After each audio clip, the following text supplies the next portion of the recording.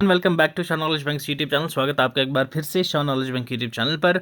उम्मीद करता हूं आप सभी अच्छे से होंगे और आपकी एग्ज़ाम की तैयारी अच्छे से चल रही होगी। सेट 3 हम लोग ऑलरेडी डिस्कस कर चुके हैं जनरल अवेयरनेस के, जिसमें हम लोगों ने मिक्स्ड क्वेश्चंस किए थे। फिर आप लोगों ने बोला सर सब्जेक्ट वाइज लाओ, रिवीजन हो जाएगी हमारी सब्जेक्ट वाइज। तो ये लीजिए सेट 4 से हम लोग अब सब्जेक्ट वाइज आपका जनरल अवेयरनेस की रिवीजन करेंगे, जिसमें हमारे बेस्ट एमसीक्यूज रहेंगे इस पोर्शन के। आज से हम लोग स्टार्ट करेंगे Indian modern history. Indian modern history के 4-5 लेक्चर्स आएंगे, जिसमें हम लोग कंप्लीट, ठीक है, ए टू जेड तक, ठीक है, हेड टू टो तक सारी रिवीजन करेंगे मॉडर्न हिस्ट्री की। पहले 3-4 सेट्स में ये कंप्लीट हो जाएगी, बिल्कुल डिटेल एनालिसिस करेंगे हर एक टॉपिक वाइज, ठीक है। आज हम लोग स्टार्ट करने वाले हैं 1857 का जो रिवॉल्ट था वहाँ से आगे, ठीक है भाई लोग। तो चलो स्टार्ट करते हैं। आज का सेट 4 रहने वाला है इंडियन मॉडर्न हिस्ट्री का, ठीक है। इसकी भी पीपीटी आपको हमारे टेलीग्राम चैनल पे मिल जाएगी, यहाँ से आप इसको डाउनलोड कर सकते हो। और यहाँ पे आपको डेली एमसीक्यूज़, करंट अफेयर्स के एमसीक्यूज़ भी यहाँ पे प्रोवाइड किए जाते हैं, वो भी जाके आप प्रैक्टिस कर सकते हैं, ठीक है भाई। बाकी डेली करंट अफेयर्स के लिए आप हमारा इंस्टा हैंडल और एक्स अकाउंट चेकआउट कर सकते हैं, यहाँ पे मैं डेली अपलोड कर देता हूँ, ठीक है भाई। तो चलो बिना टाइम वेस्ट किए स्टार्ट करते हैं आज का हमारा session.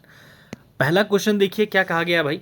Which act transferred the powers of East India Company to the British Crown. कौन सा एक्ट था जिसके अकॉर्डिंग जो पावर्स थी ईस्ट इंडिया कंपनी की वो ब्रिटिश क्राउन को ट्रांसफर कर दी गई थी। गवर्नमेंट ऑफ इंडिया एक्ट 1858 के अकॉर्डिंग, रेगुलेटिंग एक्ट के अकॉर्डिंग, चार्टर एक्ट के अकॉर्डिंग, या इंडियन काउंसिल एक्ट के अकॉर्डिंग। यस, कौन सा वो एक्ट था जिसमें पावर्स को ट्रांसफर कर दिया गया था। तो वो कौन सा एक्ट था भाई साहब आपका, that is government of India act 1858 आपका पहला हो जाएगा सही उत्तर, ठीक है भाई साहब। गवर्नमेंट ऑफ इंडिया एक्ट 1858 आपका कब आया भाई साहब, हमारा जो रिवॉल्ट होता है उस रिवॉल्ट के बाद, ठीक है। रिवॉल्ट ऑफ 1857, ठीक है, 1857 का जो रिवॉल्ट होता है, इस रिवॉल्ट को आप लोग फर्स्ट वॉर ऑफ इंडिपेंडेंस भी कहते हैं। First war of independence, important है ये term. First war of independence इसको किसने कहा था, वीडी सावरकर जी ने, ठीक है। वीडी सावरकर जी ने इसको क्या कहा था, फर्स्ट वॉर ऑफ इंडिपेंडेंस, ठीक है। इसको हम लोग सिपॉय म्यूटनी भी कहते हैं भाई, सिपॉय म्यूटनी भी इसको कहा जाता है, जो 1857 का रिवॉल्ट हुआ। अब ये रिवॉल्ट हुआ कहाँ से शुरू, क्या हुआ था भाई साहब, ये मेरिट से स्टार्ट होता है ये रिवॉल्ट। इस रिवॉल्ट का मेन मुद्दा क्या था, लोग ब्रिटिशर से तंग आ रखे थे, और जो ब्रिटिश आर्मी थी उसमें जो हमारे इंडियंस थे उनके साथ वहाँ क्या हो रहा था भाई, भेदभाव हो जा रहा था। सैलरी हो चाहे प्रमोशंस हो, हर जगह पे उनके साथ क्या भेदभाव होता था। अब मेन ये इनिशिएट क्या हुआ, मेन कॉज क्या हुआ, जो मेन रीज़न, इसके रीजन्स तो वैसे 5-6 हैं, पॉलिटिकल हैं, इसके इकोनॉमिक वाले हैं, एडमिनिस्ट्रेटिव हैं, बट जो मेन इसका जो एक वो बोलते हैं ना जड़ क्या थी, वो थी इसकी भाई साहब आपके कार्ट्रिजेस, ठीक है। कार्ट्रिजेस क्यों क्या होती हैं सर आपकी, कार्ट्रिजेस जो आपकी बंदूक में गोलियां लगती हैं, ठीक है, वो आपकी किससे बनी होती थी, या तो फैट होता था किसका, या इसमें पिग का फैट यूज़ किया जाता था, या इसमें काऊ का फैट यूज़ किया जाता था। तो अब आपको पता ही है ये दोनों, पिग मुसलमान इसका नाम तक नहीं लेते, काऊ ये जो आपके हिंदूज़ हैं वो काऊ को अपनी मां समझते हैं, ठीक है। तो अब ये दोनों की, अब जब हिंदू बेचारा कोई गोली चलाएगा तो उसको वो जो कार्ट्रिज है वो मुंह से कारतूस को पहले, ये जो चर्बी है वो मुंह से उखाड़ के फिर बंदूक में डाल के गोली चलानी पड़ती थी।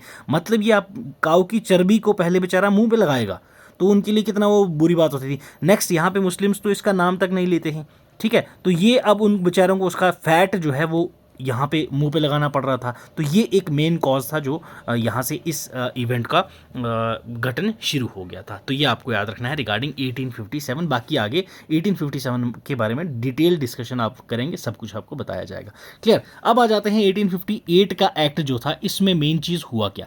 पहला यहाँ पे क्या हुआ, एक तो आपका जो पावर थी वो क्या होगी, ट्रांसफ़र हो गई सीधा किसको भाई, ब्रिटिश क्राउन को। अब ये कौन करेगा यहाँ पे राज, हमारे इंडिया में ब्रिटिश क्राउन यहाँ पे डायरेक्टली रूल करेगा। ईस्ट इंडिया कंपनी को यहाँ से अबॉलिश कर दिया गया, ठीक है। अब पहले क्या था, यहाँ पे ड्यूल गवर्नमेंट सिस्टम हुआ करता था, ठीक है। अब ये चीज़ यहाँ पे ख़त्म हो गई, डायरेक्ट यहाँ पे ब्रिटिश गवर्नमेंट जो है वो यहाँ पे रूल करेगी, ये भी आपको याद रखना है। इसी एक्ट के तहत एक न्यू जो ऑफिस था, ये न्यू एक ऑफिस क्रिएट किया गया था भाई। न्यू ऑफिस कौन सा था, that is secretary of state of India, ठीक है। Secretary of state of India. ये ऑफिस कहाँ पे था भाई साहब? ये ऑफिस आपका ओवरसीज इंडियन अफेयर्स को देखेगा। ये आपका नया ऑफिस क्रिएट किया गया था गवर्नमेंट ऑफ इंडिया एक्ट 1858 के तहत। ठीक है भाई, समझ आया? तो आपका फर्स्ट है करेक्ट आंसर। इस क्वेश्चंस की सभी की विद एक्सप्लेनेशन आपको पीपीटी में प्रोवाइड कर दूंगा, वहां से आप इसको डाउनलोड करके रिवीजन के लिए रख सकते हैं। ठीक है मेरे भाई, चलो आ जाओ अगले सवाल पर। नेक्स्ट क्वेश्चन देखिए क्या बोला गया है आपसे। In the revolt 1857 revolt, Begum Hazrat Mahal led the revolt from which of the following places. Begum Hazrat Mahal जी जो थे, उन्होंने कहां से इस रिवॉल्ट को पार्टिसिपेट किया था, ये आपको यहां से पूछा गया है। यस, इंपॉर्टेंट लीडर्स और उनके हेडक्वार्टर्स आगे मैं आपको सब समझाऊंगा, टेंशन नहीं लेनी है। झांसी से थे, दिल्ली से, लखनऊ से, या फिर बनारस से थे।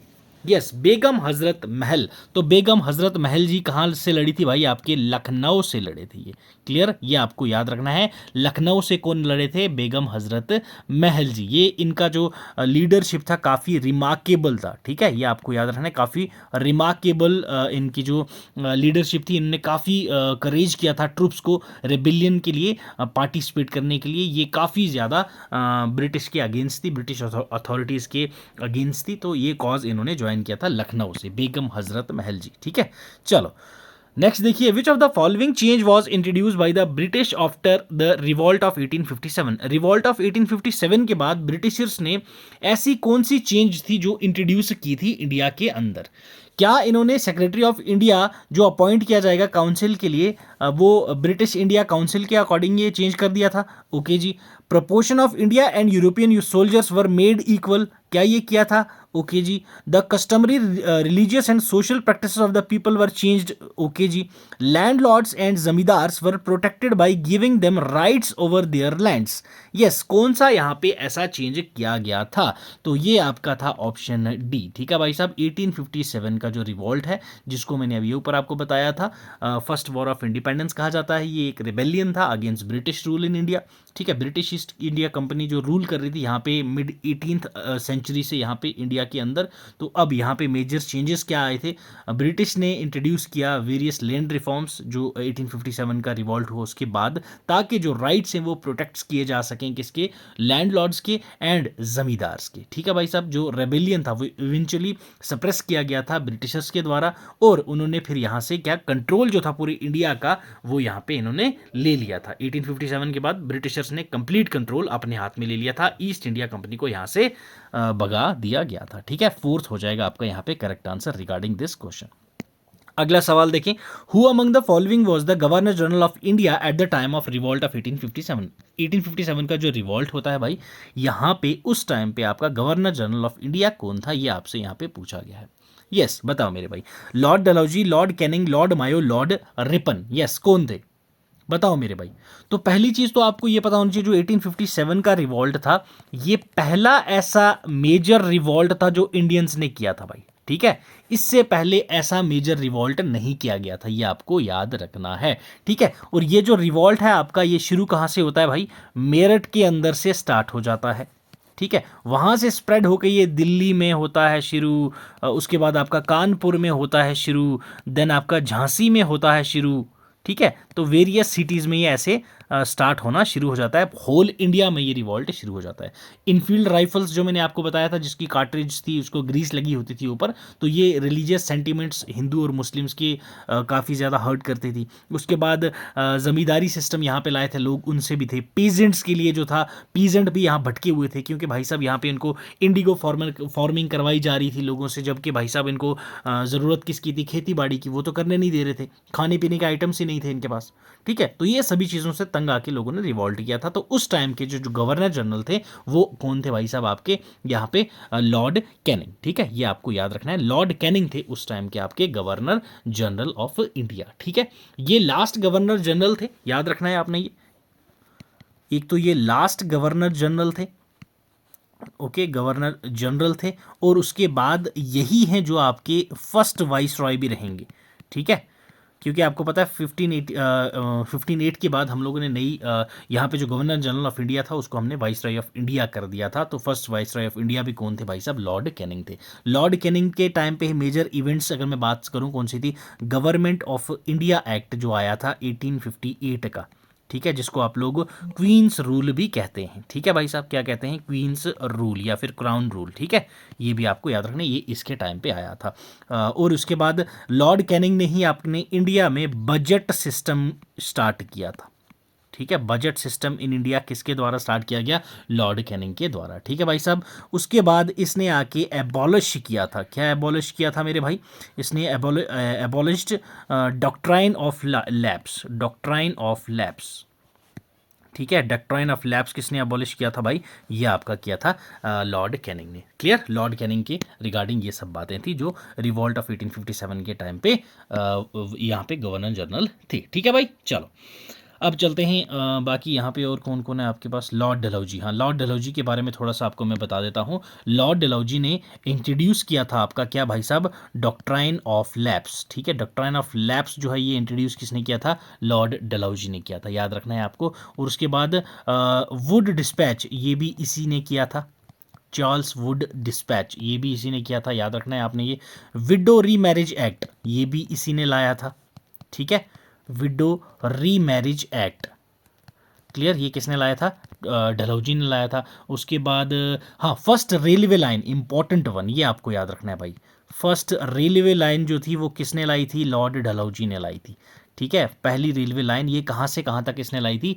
बॉम्बे से लेके थाने तक। ठीक है, बॉम्बे से थाने तक की जो पहली रेलवे लाइन इंडिया की थी वो लॉर्ड डलहौजी ने ही इंट्रोड्यूस की थी। ठीक है मेरे भाई, चलो अब बढ़ते हैं अगले सवाल की और चलें जी। With which district of Madhya Pradesh is Gurul Singh?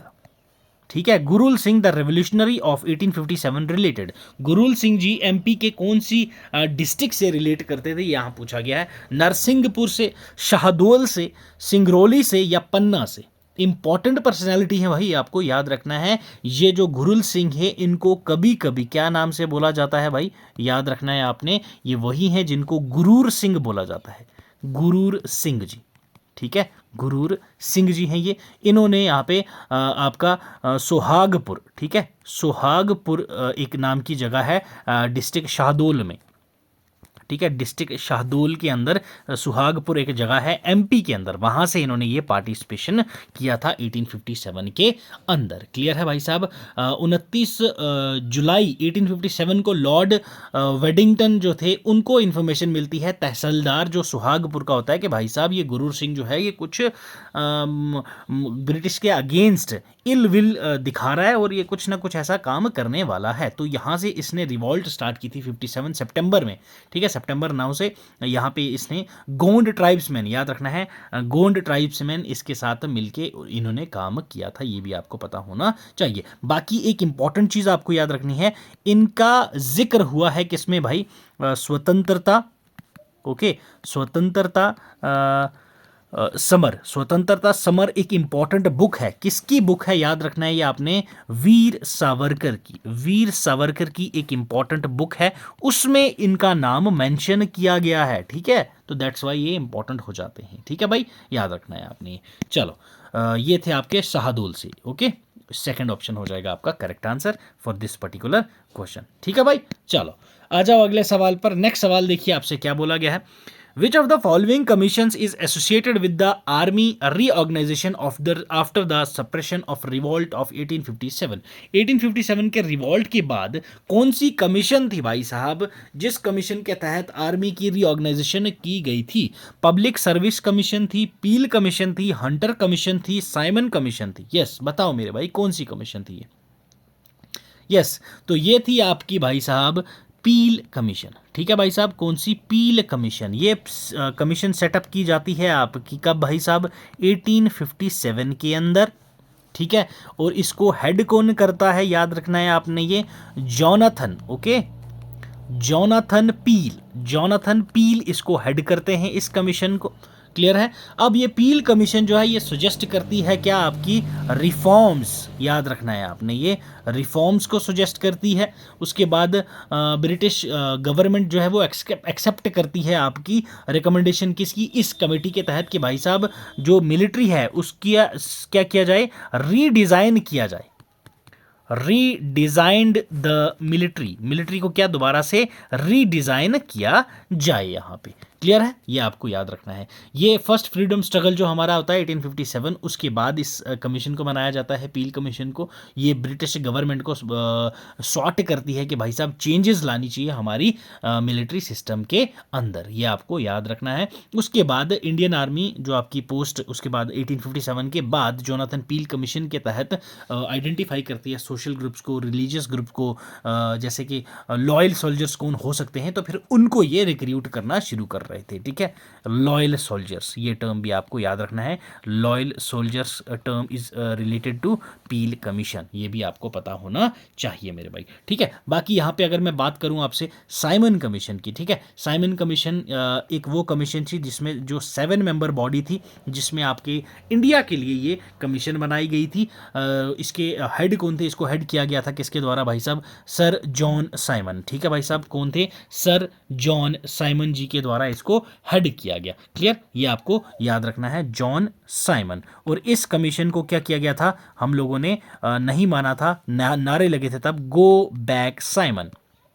ठीक है, गो बैक साइमन, भाई साहब आप वापस जाइए, हमें ये कमीशन मंजूर नहीं है। क्लियर, क्यों, 7 मेंबर बॉडी थी, इंडिया के लिए कमीशन थी और इंडिया का कोई मेंबर ही नहीं था, दैट्स वाई इंडियंस ने इसको क्या कर दिया था, रिजेक्ट कर दिया था। क्लियर, ये आपको याद रखना है। उसके बाद ये कमीशन जो है गवर्नमेंट ऑफ इंडिया एक्ट 1999 में सेटअप की गई थी, याद रखिएगा कब, 1919 में ये सेटअप की गई थी। अप्रॉक्स 10 साल बाद ये आई थी इंडिया में, 1927-28 के अंदर, प्री मेच्योरली 28 में यहाँ पे इंडिया में आई थी। बट ये जब रिजेक्ट हो गई तो इस कमीशन की रिपोर्ट कब आई थी, रिपोर्ट इस कमीशन ने दी थी अपनी 1930 के अंदर। Clear, Simon commission. नेक्स्ट आपके पास है हंटर कमीशन। हंटर कमीशन कब आया था भाई आपका, 1882 में। ठीक है, 1882 में सर विलियम हंटर के द्वारा लाया गया था, इसको अपॉइंट किया गया था लॉर्ड रिपन। ठीक है, याद रखना है, लॉर्ड रिपन ने लाया था जब उस टाइम के ये वाइसरॉय हुआ करते थे। हंटर कमीशन जो है कंस्टिट्यूट की गई थी 82 में, मैंने आपको बताया भाई साहब ये किसके लिए लाया गया था, ये एजुकेशन सेक्टर के लिए, कि इंडिया के अंदर क्या डिफरेंट एस्पेक्ट्स हो सकती हैं एजुकेशन की, स्पेशली प्राइमरी एजुकेशन के अंदर, तो वो एजुकेशन सेक्टर के लिए जो कमीशन थी वो थी हंटर कमीशन, ये भी आपको याद रखना है। चलो जी, आ जाए अगले सवाल पर। Who led the rebels in Kanpur during the Great Revolt of 1857? Yes, यहाँ पे रेबल्स किसने लेड करा था कानपुर के अंदर, ये यहाँ आपसे पूछा गया है। यस, पहला आपको बोला गया है मेरे भाई नाना साहब जी, शाह बहादुर सेकंड रानी लक्ष्मीबाई बेगम हजरत महल। यस, बताओ भाई कहाँ से थे ये, तो भाई साहब ये थे आपके नाना साहब। ठीक है भाई, नाना साहिब, इन्होंने कहाँ से किया था, कानपुर से किया था रिवॉल्ट को लेड। क्लियर है भाई साहब। ओरिजिनल नेम नाना साहब का क्या था, याद रखना है आपने, ये धोंदू पंत। ओके, धोंदू पंत जो था ये इनका ओरिजिनल नेम था। ठीक है भाई साहब, और ये अडॉप्टेड सन थे पेशवा बाजीराव टू के। क्लियर, ये क्या थे, याद रखना है, ये भी आपको अडॉप्टेड सन थे, ये अडॉप्टेड सन किसके थे, ये Peshwa Bajirao two, Bajirao two. Clear, ये भी आपको टर्म याद रखनी है। उसके बाद ये सक्सेसर भी थे पेशवा बाजीराव टू के, और तात्या टोपे जो हैं वो जनरल थे नाना साहब जी के 1857 रिवॉल्ट के अंदर। ठीक है भाई, ये आपको याद रखना है। जब ये इसके कोलैप हो गई आपकी जो वॉर थी, ठीक है, रिवॉल्ट ऑफ 1857 वाली, ये जब कोलैप होगी तो ऐसा बिलीव किया जाता है कि भाई साहब ये जो थे आपके नाना साहब जी, ये कहाँ चले गए थे, नेपाल एस्केप करके चले गए थे। ये आपको याद रखना है रिगार्डिंग नाना साहब जी। ठीक है, बाकी यहाँ पे और तो कुछ इंपॉर्टेंट, हाँ अभी यहाँ पे आपसे बेगम हज़रत महल अभी हम लोगों ने बात की थी इनकी, ये कहाँ से थे भाई, लखनऊ। ठीक है, इन्होंने लखनऊ से रिवॉल्ट को हेड करा था, बड़े ही रिमार्केबल लीडर थे ये। रानी लक्ष्मीबाई, रानी लक्ष्मीबाई झांसी और ग्वालियर। ठीक है, झांसी एंड ग्वालियर। बहादुर शाह जफर ये हेड थे वॉर के और ये दिल्ली से थे। ठीक है भाई, ये भी आपको ये सभी लोगों के बारे में पता होना चाहिए। ठीक है भाई, क्लियर। चलो अब चलते हैं अगले सवाल की ओर। नेक्स्ट क्वेश्चन देखिए, which among the following was the consequences of the 1857 revolt. 1857 का जो रिवॉल्ट था उसका कॉन्सिक्वेंस क्या था, यहाँ पे ये आपसे यहाँ पे पूछा गया है मेरे भाई। यस, बताओ। Option A, transfer the power of East India to the British crown. ठीक है जी। Option 2, the British decided to crush the customary religious and social practices of the people in India. Policies to protect landlords were abolished British decided that the promotion of Indian soldiers in the army would be increased. कौन सा था यहाँ पे सही उत्तर? तो भाई साहब आपका पहला ही है सही उत्तर।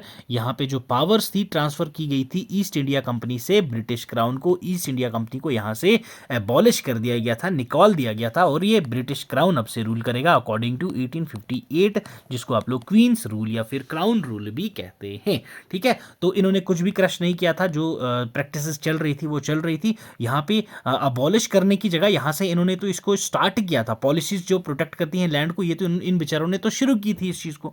ठीक है, तो बाकी ये इंक्रीज करने की यहाँ बात नहीं किया था, प्रोपोर्शन जो है हम इंक्रीज करेंगे ऐसा कुछ नहीं बोला गया था। ठीक है, यहाँ पे जो मेन कॉन्सिक्वेंस क्या था, पहला जो था वो एंड कर दिया था कंपनी रूल का, दूसरा डायरेक्ट रूल अब कौन करेगी, ब्रिटिश क्राउन करेगा यहाँ पे। ठीक है, डायरेक्ट रूल वो करेंगे, और रिलीजियस टॉलरेंस जो थी वो यहाँ पे देखी गई थी। एडमिनिस्ट्रेटिव चेंज यहाँ पे देखा गया था, गवर्नर जनरल का ऑफिस जो था वो रिप्लेस कर दिया गया था वाइस रॉय। अभी मैंने आपको बताया गवर्नर जनरल जो हुआ करता था, अब यहाँ पे क्या हो गया था, वाइस रॉय हो गया था। पहला गवर्नर जनरल ऑफ इंडिया कौन था, कैनिंग। Okay, Lord Canning. तो पहला वाइस रॉय भी कौन था, लॉर्ड कैनिंग था। ये आपको याद रखना है रिगार्डिंग दिस। ठीक है मेरे भाई, बाकी अगर मैं आपसे बात करूं कि भाई साहब इंपॉर्टेंट सेंटर्स इस रिवॉल्ट के कहाँ कहाँ हुआ करते थे, वो एक बार मैं आपको बता देता हूं, आपका रिवीजन हो जाएगा अच्छे से। ठीक है, पहला देख लो, अगर लखनऊ की मैं बात करूं, अभी हम लोग इस पे बात भी करके आगे हैं। लखनऊ से कौन थे आपकी, बेगम हजरत महल। ठीक है जी, नेक्स्ट मैं बात करूं आपसे कानपुर। कानपुर से कौन थे भाई, कानपुर से थे नाना साहब। ठीक है जी, कानपुर से नाना साहब। देन झांसी की मैं अगर बात करूं आपसे, झांसी से आपके पास कौन थे भाई, झांसी से थे आपके रानी लक्ष्मी भाई। ठीक है, रानी लक्ष्मी भाई। उसके बाद मैं बात करूं बिहार से, बिहार से कौन थे भाई, बिहार से आपके पास थे कुंवर सिंह जी। ओके, कुंवर सिंह जी, क्लियर है, ये आपको याद रखना है। उसके बाद अगर मैं आपसे बात करूं दिल्ली में कौन थे भाई हेड, तो वो थे आपके बहादुर शाह जफर। ओके, बहादुर शाह जफर आपको यहां से देखने को मिले। उसके बाद अगर मैं बात करूं मेरठ से कौन था यार, मेरठ में कौन थे आपके, यस, मंगल पांडे जी। ठीक है, मंगल पांडे, ये आपको याद रखना है, मंगल पांडे जी। ठीक है भाई साहब, चलो आ जाओ अगले सवाल पर भाई।